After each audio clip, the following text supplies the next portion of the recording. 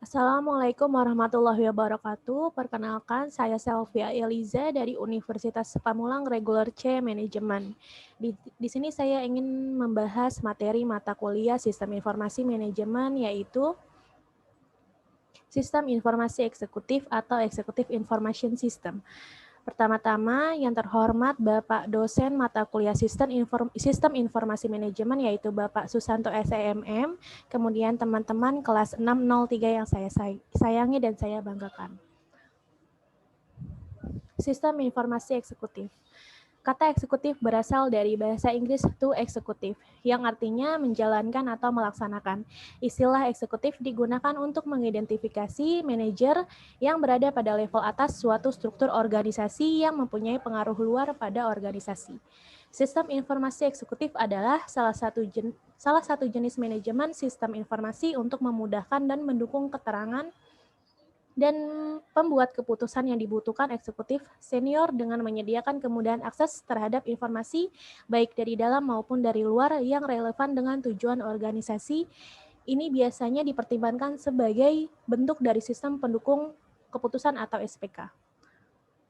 Kemudian, apa sih tujuan sistem informasi eksekutif?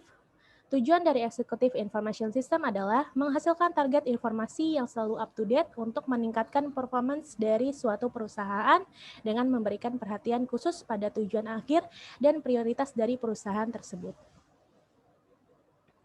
Lalu di sini tugas sistem informasi eksekutif.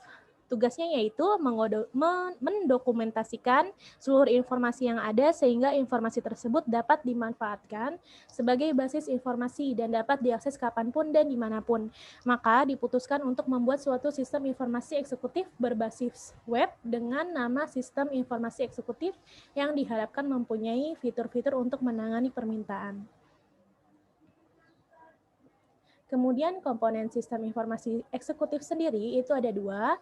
Yang pertama hardware atau perangkat keras itu terdiri dari input device, central processing unit, file penyimpanan data, dan output device. Kemudian yang kedua yaitu software atau perangkat lunak, terdiri dari teks, database, dasar grafis, dan dasar model.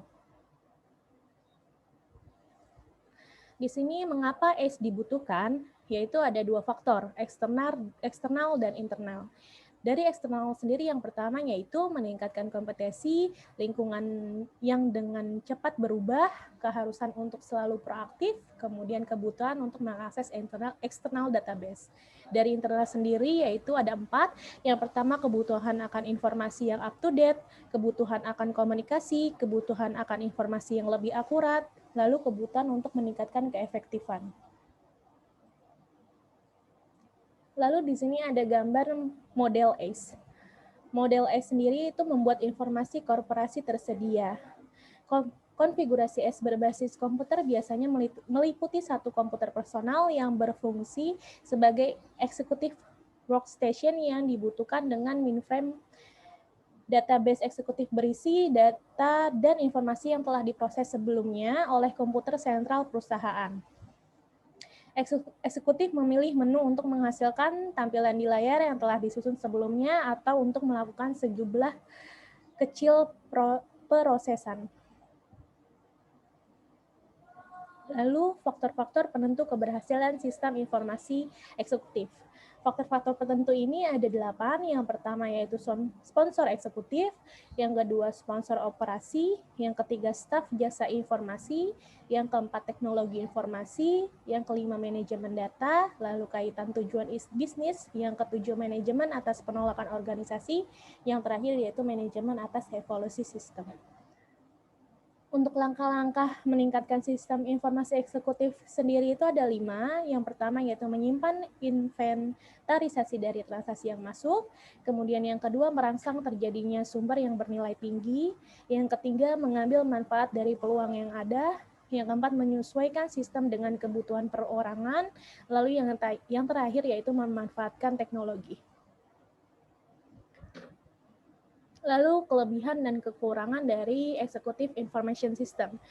Untuk kelebihannya sendiri yaitu yang pertama, mempermudah para eksekutif untuk menggunakan pengalamannya dalam dunia komputer.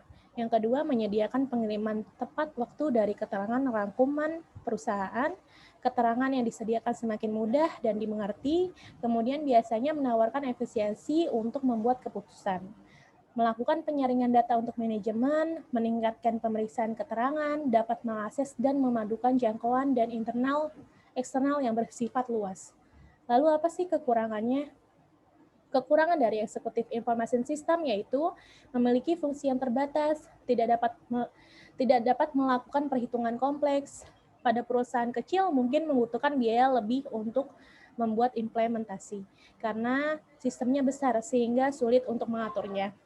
Kemudian pembuatan harus dapat memenuhi kebutuhan informasi bagi eksekutif senior. Eksekutif mungkin menghadapi beban terlalu berat untuk membuat keterangannya.